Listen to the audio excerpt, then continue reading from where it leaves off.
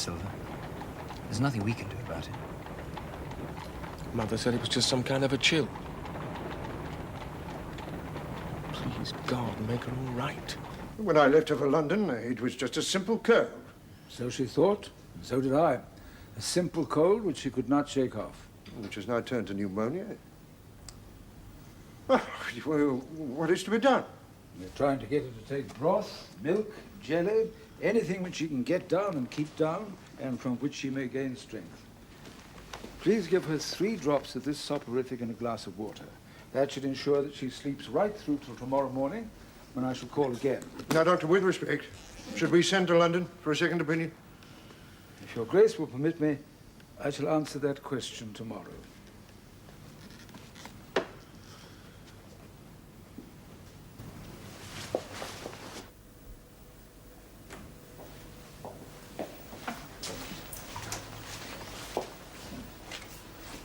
What did the doctor say of me? That you must eat, and then you must sleep. I'm not hungry. Well, Corey, you must try. Now, preach. Please, Glencore. Plenty. Plenty, there is something I've wanted to ask you for some time now. Have proper arrangements been made about money for Mary? Oh, my dear, now, don't you worry about that. Now, you try some of this, Jim. I must worry. I know that everything has been settled for the boys, but what is to be done for our girl? Dear, I propose to set aside a fund from which she'll be paid a regular income. And later on, when she marries, a suitable settlement will be made. Could she not have something that is truly her own now? Her income will be ample. Will she be able to control her own capital? I know that I was never able to control mine. Well, the girl is... Here. I think you should have your draught now, my dear. Here, quickly.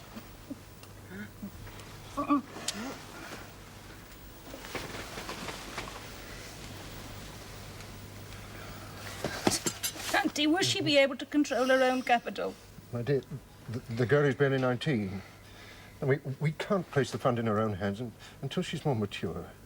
Well, I want to be sure of one thing, that should Mary's happiness depend upon her marrying a poor man, want of money need not prevent it.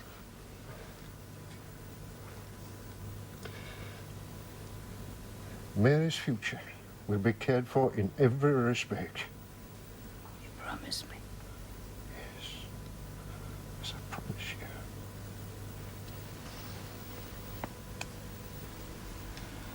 Now you must rest.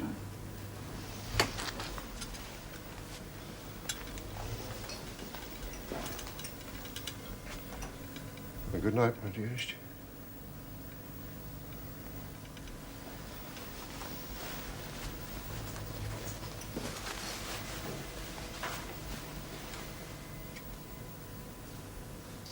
Don't go, Marie.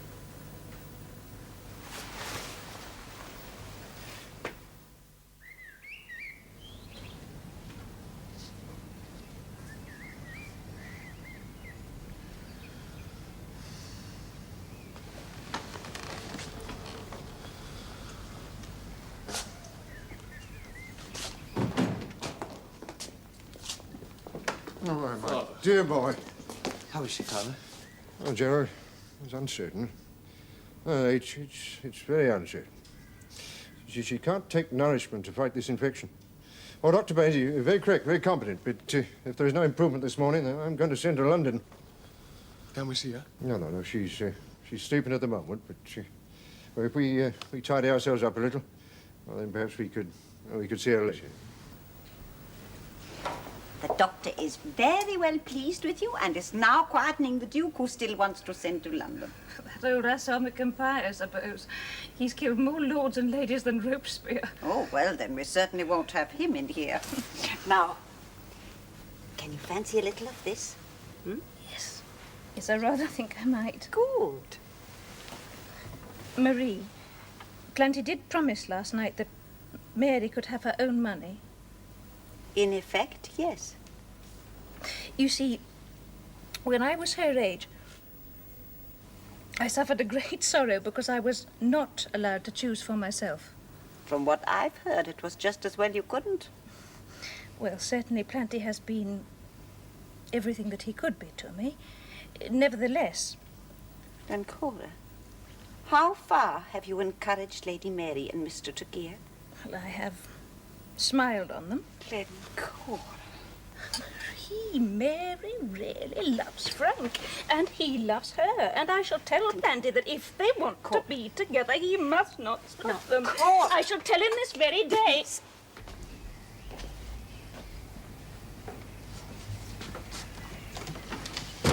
Oh, hello, sir. Isn't it splendid about Mother being better? Yeah, yes, I was just going up to see her. Well, before I do that, I got some good news for you, Gerald. Oh, really, sir? Yeah, about something else. Now, sir, despite your lamentable behaviour at Cambridge, I've managed to persuade him to accept you at Corpus Christi, Oxford. There, you're going to residence next autumn. Oh, and I promised Father that I shall work away like a real grind. Oh, that will begin at once, sir. Oh, Corpus Christi is a very exacting college. I've arranged for you to have a tutor throughout the entire summer. Now, you may work with him where you wish, except in London. Well, naturally, sir, I shall stay here at Matching until Mother is fully recovered. Oh, good. Well, now, after that, you might like to travel a little. Well, yes, sir. As a matter of fact, I rather... Sir, would you please come at once, sir? It's Mother. She's... The doctor says you must come now, sir.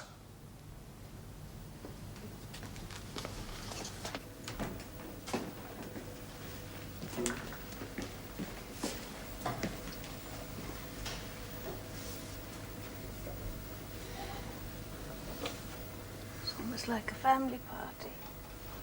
Except for Marie. Marie is one of the family. She was nearly the Duchess of Omnium. And except you too, Doctor. Come, my dear. You must be quiet. Rest. I shall have plenty of time for that, I think.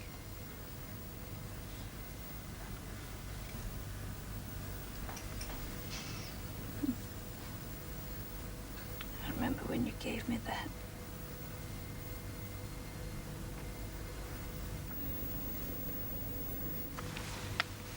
See how strong I am. Am I dying plenty? I am dying plenty. You've never lied to me, Plantagenet. Yes, Cora. You are dying. But you're dying among those that love you. Children will look after you.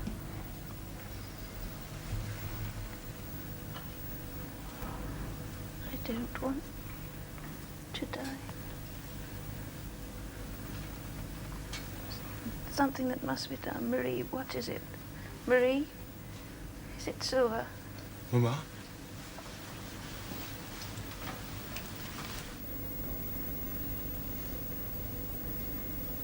You're a dear, kind boy. I need say nothing to you.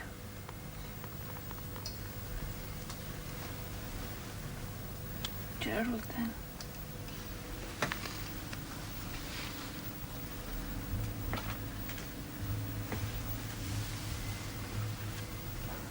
My little Gerald.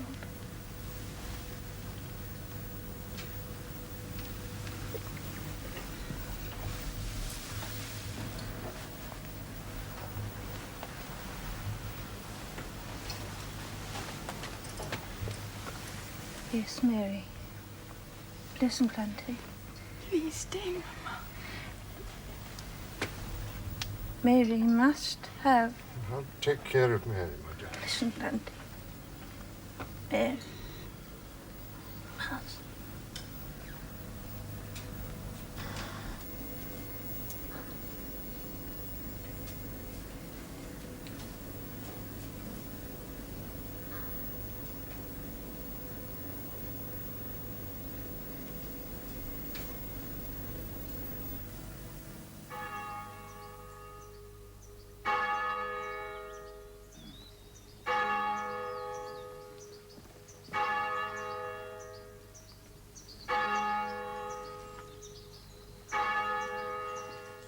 Man that is born of a woman hath but a short time to live, and is full of misery.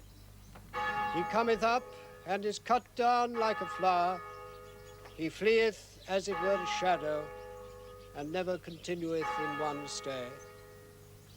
In the midst of life we are in death. Of whom may we seek for succor but of thee, O Lord, who for our sins art justly displeased?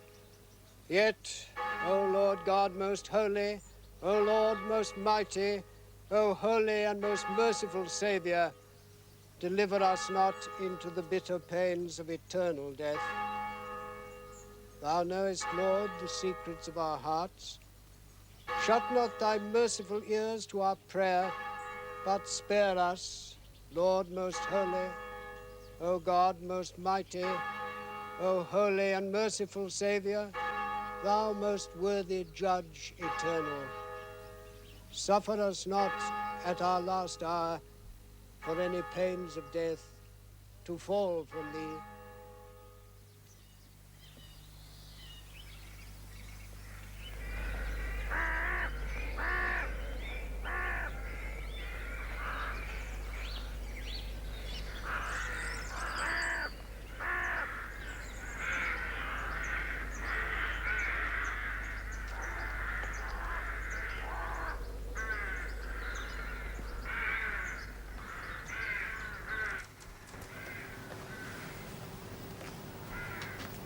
Mary, my dear child. Oh, welcome home. Papa. I've missed you these past months. Oh, Papa. Oh, Mrs. Finn, I'm most heartily pleased to see you again. And I to see you, Duke. Well, did you enjoy your travels on the continent? Yes, Papa. You look pale. You're not very well? Well, I think I'm a little tired after the journey. Well, you go and lie down. We'll talk later when you rest. Thank you, Papa.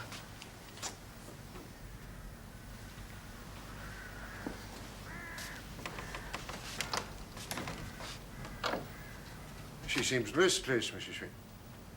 Still grieving at her mother's death, I suppose. It is partly that, but there is more, I fear. Thank you. I feel I should tell you at once, Duke. I have failed you.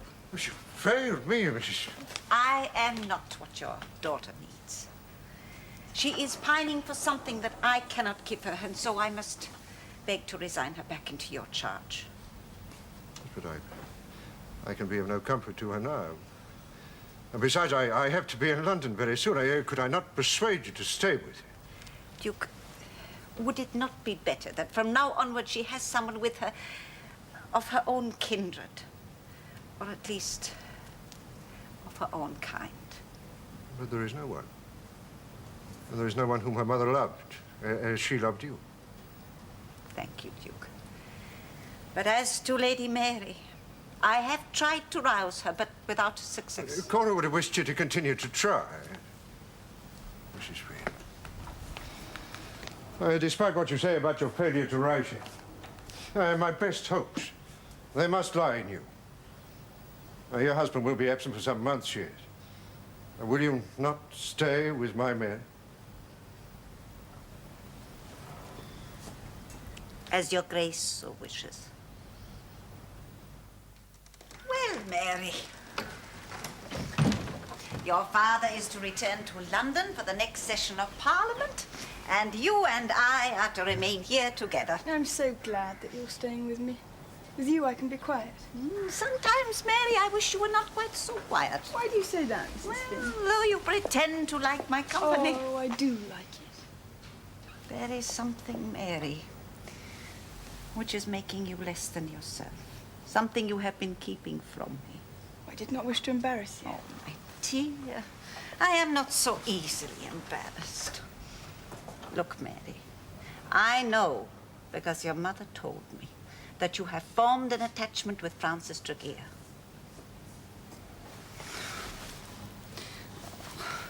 I would have mentioned it before, but I wanted you to tell me of your own accord. But now, Mary, if I am to continue being your friend, I must know now. How do you stand with Mr. Tregear? I have given him my heart, and I've told him so. Mary, Your father ought to know of this. No, not yet. Mamma knew it all, and we had her blessing, so it can't be wrong. No, dear, no, not wrong. But your mother knew that your father must be told. She was going to tell him. She was trying to tell him as she was dying. Now, Mary, it is you that must speak.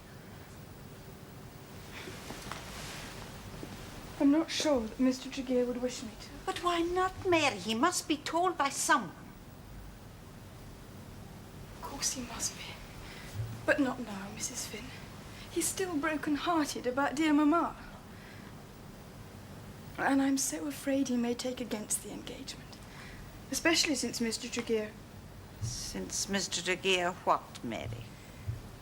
Since Mr. Tregear is so poor. Well, we can hardly wait to tell the Duke till Mr. Tregear is rich. Mary, your father must know of this now. I fear I have betrayed him every second I have left him in ignorance. But you don't mean that you will tell him? Every moment that he is left in the dark is an injury to you and to him. Now, if I cannot convince you to tell him, then I must tell him myself. No. Neither of us shall do that. I think it is Mr. Tregear that should speak to him first. Well, perhaps you are right. But Mary, he must speak soon. Lord Silverbridge, does not the House of Commons meet this afternoon? Well, it's not the fashion to be there promptly. We do like our politics to go on rather slowly. Miss Boncassen. I thought this was an emergency session.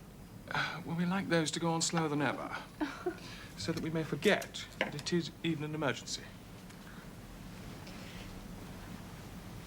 So, since I've not seen you for ever so long... Since the day before yesterday. I've come to inquire how you all are. Well, I am tolerably well, my lord. And as for my father and mother, they'll be back shortly to answer for themselves. Well, not too shortly, I hope. Lord Silverbridge. Miss Boncassen. Miss Isabel. Isabel, I have something that I'd like... No, you haven't, Lord Silverbridge. Yes, I have. And it's very important. Well, you should keep it until my father and mother get back. Well, it's not the kind of thing that one says to people's mothers and fathers. Isabel, I love you. There. I've said it. And now you must withdraw it. It will not do, Lord Silverbridge. I know who you are and who I am. And what's the odds about that? Does your father know of this declaration? That you intended it? No, I perceive not. So for you to speak to me as you have, sir, is to mock me and to insult me. No. I love you so dearly, Isabel. So dearly. Oh, Lord Silverbridge, I do. I do. Can you not say that you will love me in return? I have never dreamt of such a thing. I still hardly believe that you're in earnest. How can I make you believe? I will believe you, my lord. When you come to me and swear that you've told your father this same tale of love that you've told me.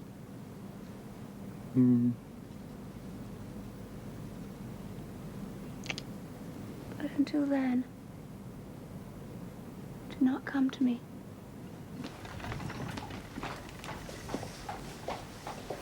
Papa. Dear Papa. Oh, Mary, my dear. A pleasant surprise, Duke. Yes. Yes, I trust it may prove, sir. Silverbridge has not come down with you. Well, I suppose he's too busy at the House of Commons. I'm not concerned with your brother at the moment, Mary. I'm more concerned with you. Perhaps, Duke, you would prefer me... No. I'd particularly like you to remain, Mrs. Finn.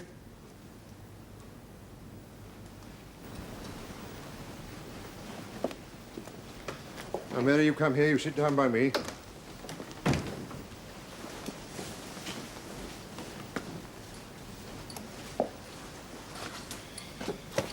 Oh, Mary, do you know a Mr. Tregear? Of course I know him, Papa. He was with us all down here at Matching only a few months ago. Yes, but I understood that he was invited down here as a friend of Silverbridge. As a friend to us all, Papa. A friend, perhaps. Now, Mary, he came to me a day or two ago in London, and he told me that... Oh, Mary... Oh, is this true? Yes, Papa. You mean to say that you engaged yourself to this young man without my knowledge or approval? Of course you were to have been asked, Papa. Oh, yes, so I have been. A sort of casual self-confidence, that a matter of course, that I would agree to such a trivial request. Well, I'll tell you this as a matter of course. It's impossible.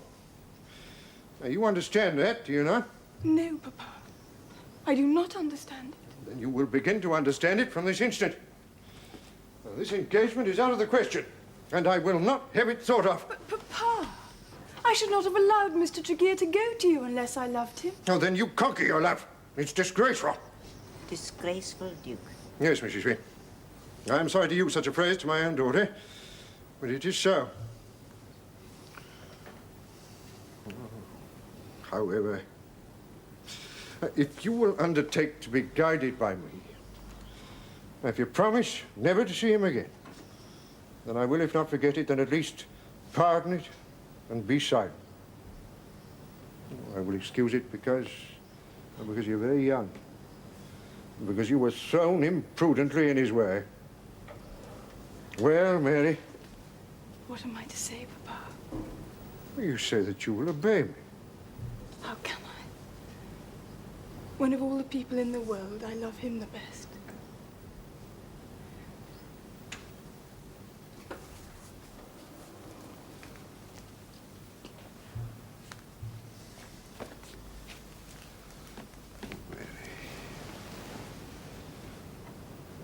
Do you not know he's not fit to be your husband? No, Papa.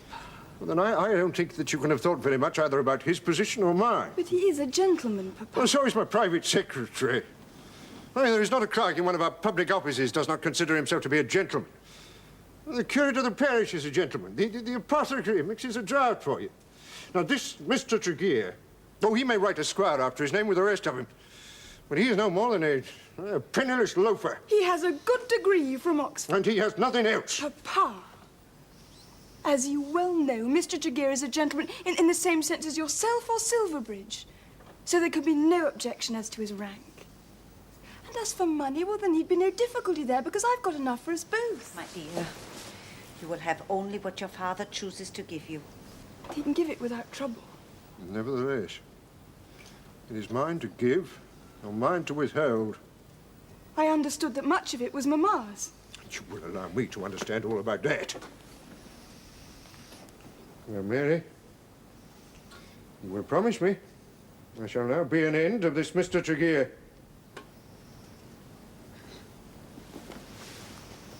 I love him. And I've told him so. And I must be true. I cannot bear to give you pain. But in this matter, I mean to have my way. You mean to have your way? Certainly I do. Papa, I shall never marry while you forbid it. But you can never make me say I do not love Mr. Tregear. And if you do not yield at last, I shall think you very cruel.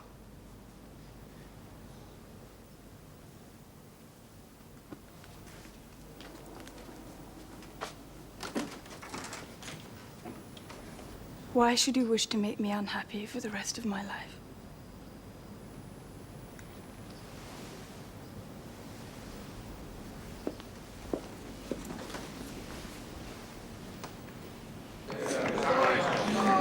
For months now, even for years, this decrepit Liberal administration has been tottering towards its end. The trouble is, it refuses to recognize that end and give way. Still, it totters on. Good evening, sir. Like the curve Your leader. that mathematicians Very good heart. call an asymptote. Our leader is a It beast. crawls nearer I beg your and pardon? nearer I can't talk about it in here, sir. I need some fresh air first. Perhaps I could speak to you at home. Very well.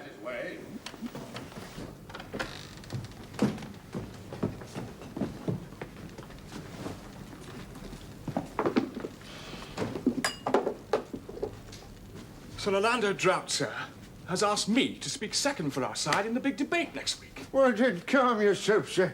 Why, he honours you. No, he don't, sir. Well, he knows I'm nowhere near competent as yet. Everybody does.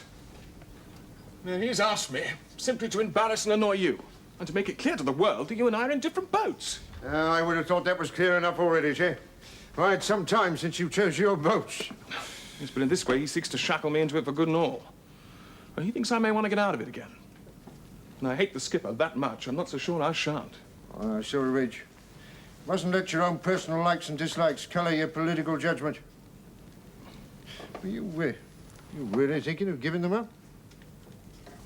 Sir, they're trying to use me to make a fool out of you.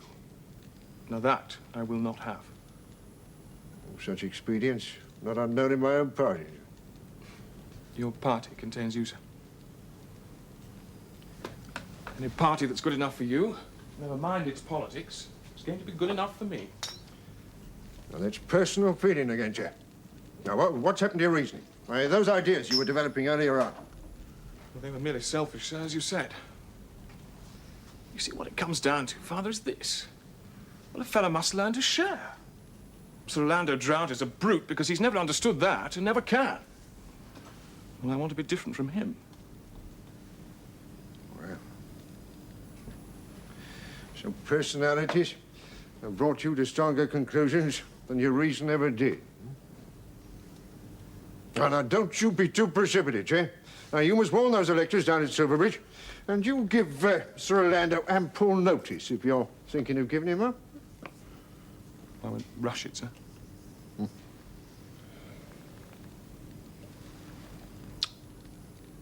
Well, sir, now there is something in which I wish you would make haste. That's Lady Mabel Grex. Now, you remember? Well, I remember, sir. I did tell you there was nothing yet settled. I wish that something were. In fact, I've taken it upon myself to invite Lady Mabel down to Matching during the next recess, in order that something may be. Father? Yes, my boy? When do you yourself go down to Matching, sir? On Thursday. Well, the session will not yet be over, but I'm anxious to see your sister, you know, Mrs. Finn. Very well, sir. By the time I join you at Matching, it will all have been decided. I will let you know how it is to be.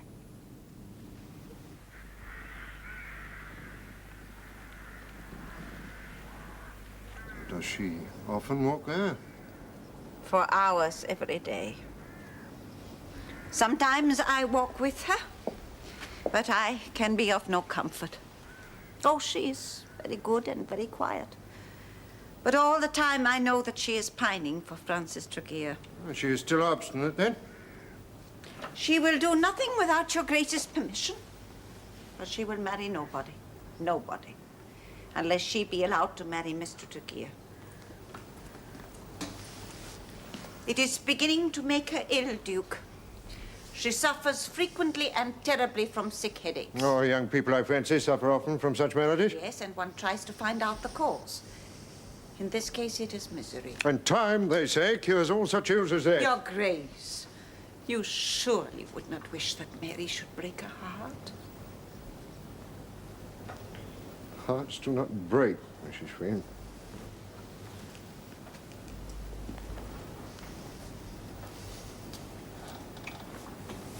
I am acting entirely in her own interest. I am not especially wedded to rank. Indeed, it is my political creed that one should curb its privileges. But I do desire, for her own sake, that she marry one of her own class. Now, am I not right? Duke, there is something you must know.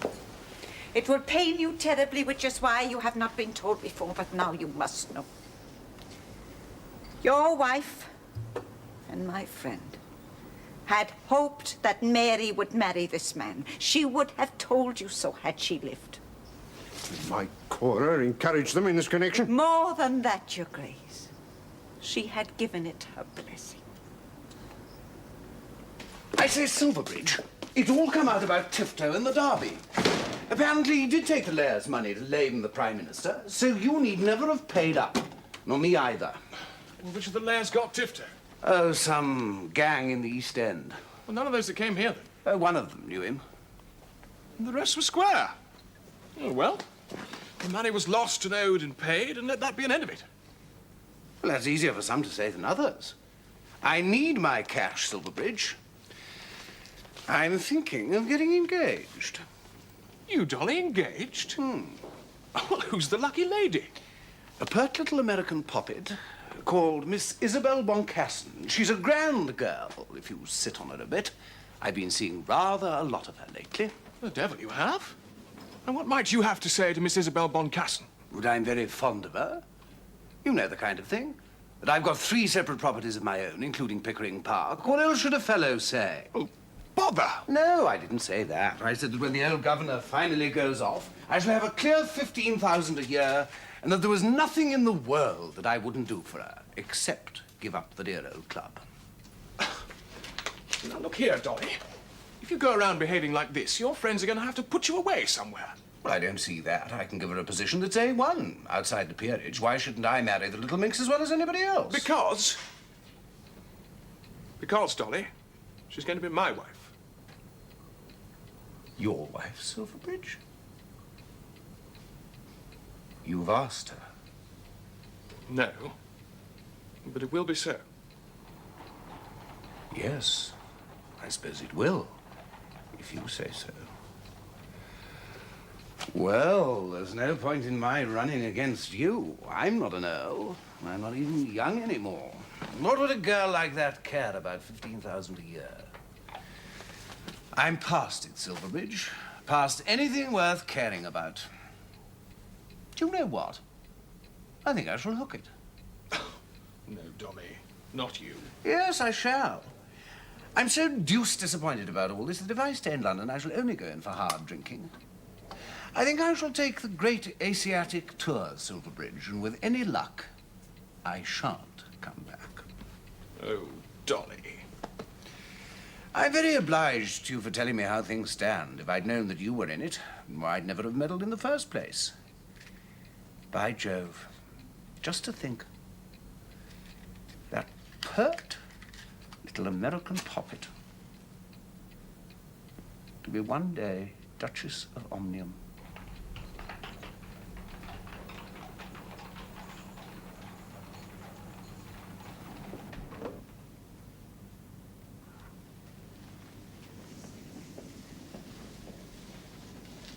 What did you have to say to Dolly Longstaff?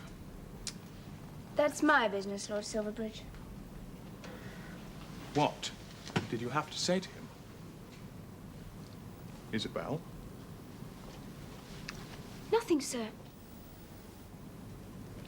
I told him to take himself off. Well, that's what I thought.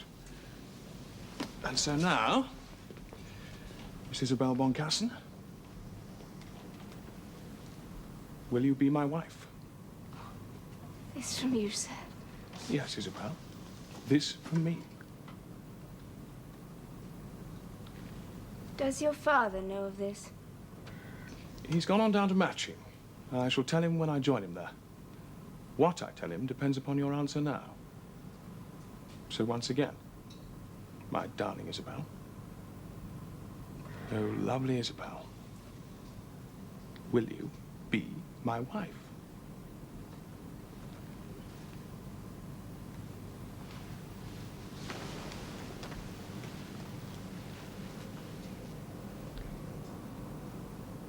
If the Duke will send for me, and if he will take me by the hand as a daughter,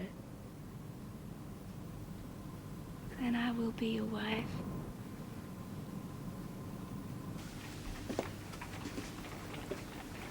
Mabel. After what has been between us, Mabel, there is something you should hear from me. From me and no one else. Yes, my lord. I've asked Isabel Boncassen to be my wife, and she's consented. Does the Duke know? He will know just as soon as I reach Matching.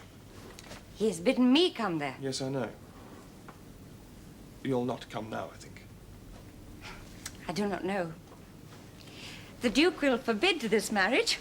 His Grace will refuse even to set eyes on her. It may be so. It will be so. He came to me last week and said he would be proud to take me and love me as his son's wife. You surely know it is I whom he wants for you. I, Mabel Grex. I think he does. But it cannot be. Oh, do not say that to me, Silverbridge. Do not kill me at once. Mabel. What right have you to treat me like this when you know you have my whole heart? Your whole heart? You laughed at me. No. How could I laugh at you when you were all the world to me? Mabel, it was you that said it was only a game. But you must have known I loved you. Silverbridge? After all what has been between us over the years, do you not feel what you owe me? I owe you many happy memories of childhood and of youth, but nothing more.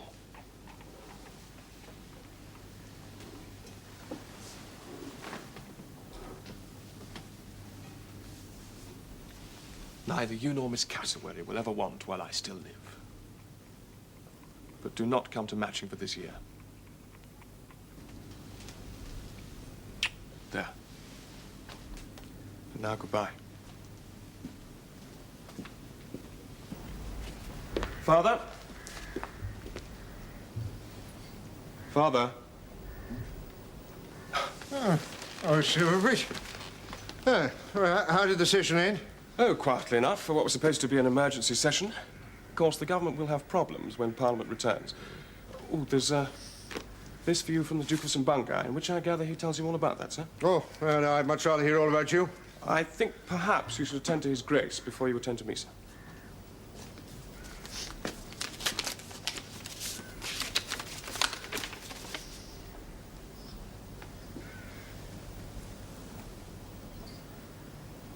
Well, they want me to return to Hampshire.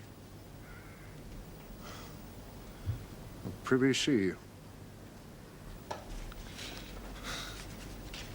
They say here they need me to give weight to the government, now that they're so hard-pressed. Father, I am glad for you. Oh, thank you, Silverbridge. Thank you very much. Upon my soul. Well, now, sir, now, you know what I want to hear from you. It's not to be Mabel Grex, sir. Not to be Mabel Grex? I have met and fallen in love with someone else. Miss Isabel Boncassen. Miss Isabel Boncassen? You've met her, Father. She came to tea with her parents just before Mother died. I seem to remember you rather liked her father and lent him some books. Yes, I remember, sir. Well, she's very personable, very quick in mind. An American, sir. You've fallen in love with an American, eh? Fallen in love with her, sir, and proposed marriage to her. What? She will accept me if she says you will accept her. And in the meantime, sir. Now, what has become of Lady Mabel Grex? Well, she refused me at first, sir, as I remember telling you some time ago. Yes, you said you'd ask again. Well, then I met and loved Isabel, and so I could not ask Mabel again, and so I have told her as kindly as I could.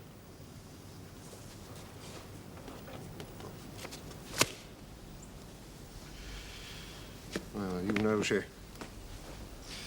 this marriage would be distasteful to me. Or worse. Oh, surely.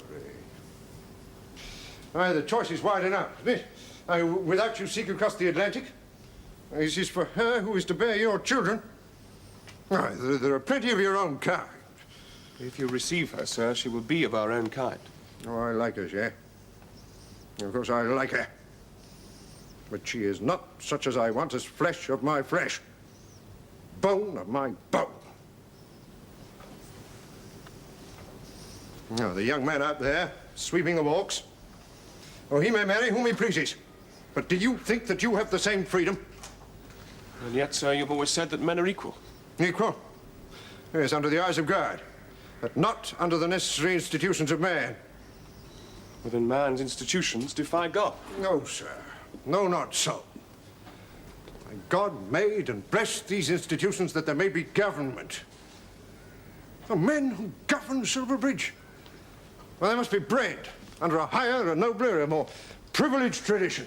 You believe that, sir? Well, you've often told me that we are here merely to serve our fellow men. Oh, all must serve, Silverbridge. But some must command to serve, and others must obey. And we must command. Perhaps. But only that there may be a better world for the others. The people may be prosperous, as you once said, and above all, that they be free. Well, if free, then equal in that freedom. Now, one day, sir, that may be so, but not yet. Now, you speak to me about honor, duty, nobility. Now, you tell me what they require of you. Your Grace, I love this lady better than my life. And I've asked her to be mine. I cannot go back now. So my opinion, eh? Or my wishes. Well, they go for nothing. She will only be mine, sir, if you will smile upon her and take her by the hand.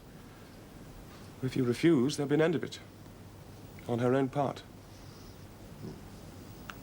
But, Father, will you not smile upon my Isabel? And give your hand to the girl whom I love?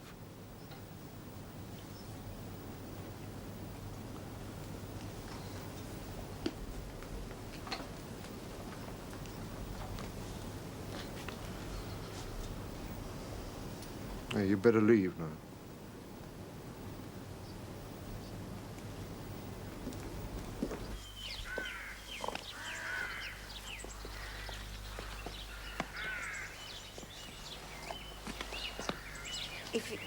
If it can be of any comfort to you, Duke, the Duchess would never have wanted Silverbridge to marry Maple Gregg. She said so often before she died.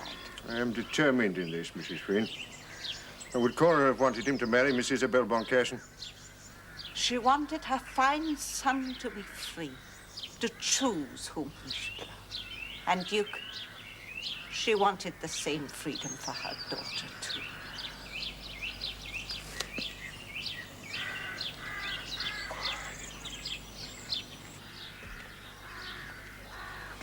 Why didn't Cora tell me sooner?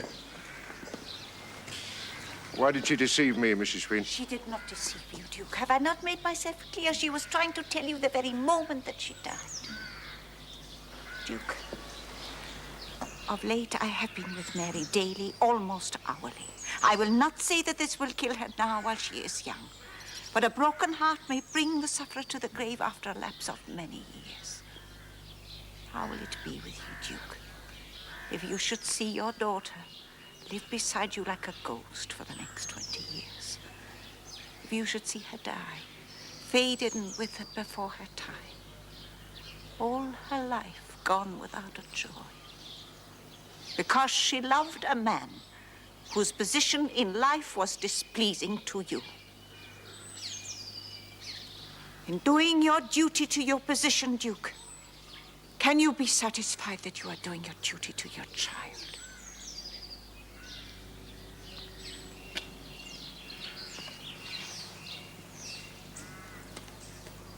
Shall I leave you now? Perhaps it would be better.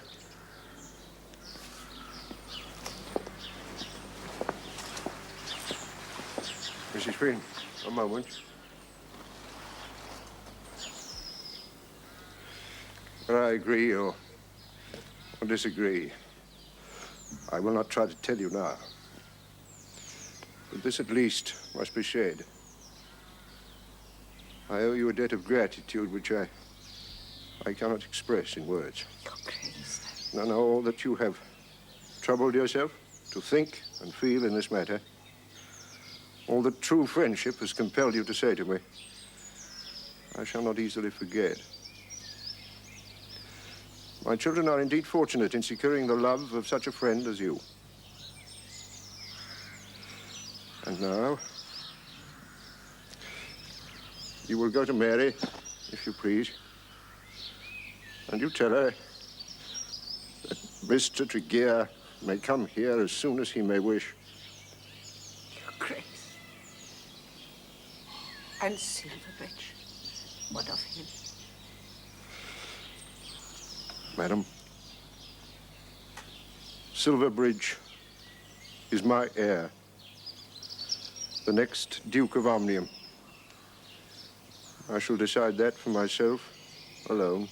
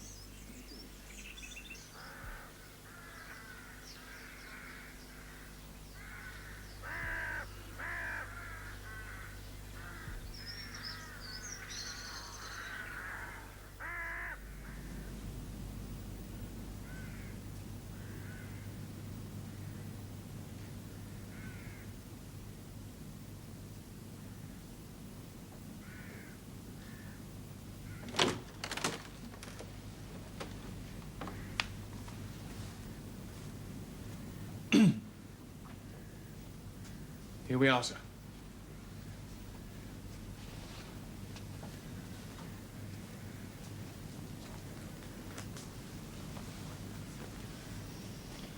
It's good of you to come to me. Shall I leave her, sir?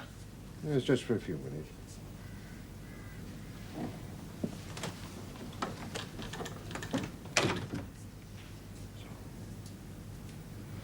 You are to be my child. If you will have me. Oh, now, you come over here. You sit down by me.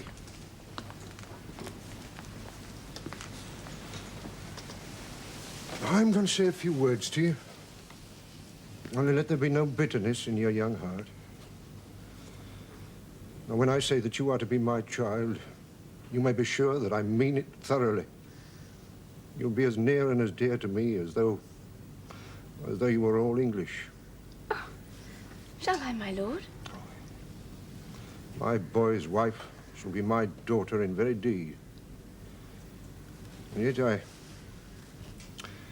I had not wished it to be so. Oh, there were little prejudices. Now, can you understand that? Yes. That you're lovely is perhaps no merit, although I'm very glad that my son should have found so much beauty. And more important than that, I see that you're true and good. Oh, there's just one thing else.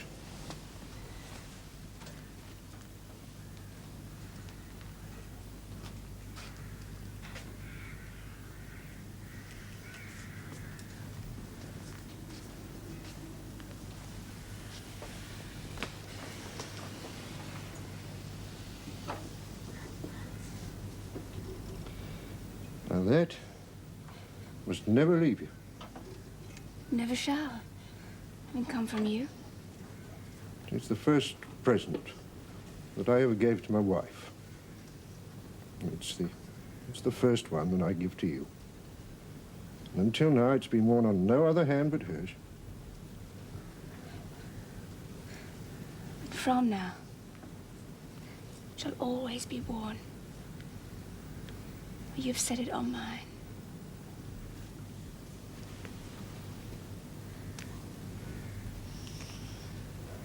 Mustn't keep you longer. Silverbridge, you'll be thundering about, wondering where you are.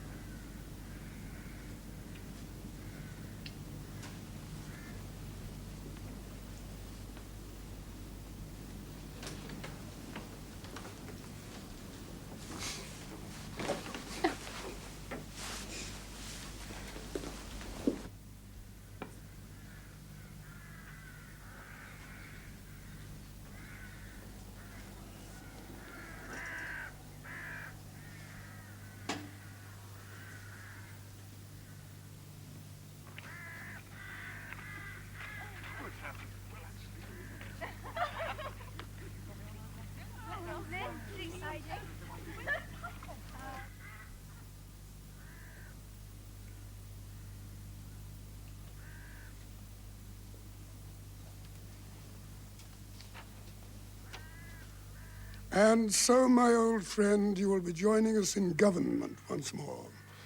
I need not tell you how happy I am that you have consented to do so. We all feel a deal more confident than we did. And thank God for the return of Palliser to a rightful place in the councils of his sovereign.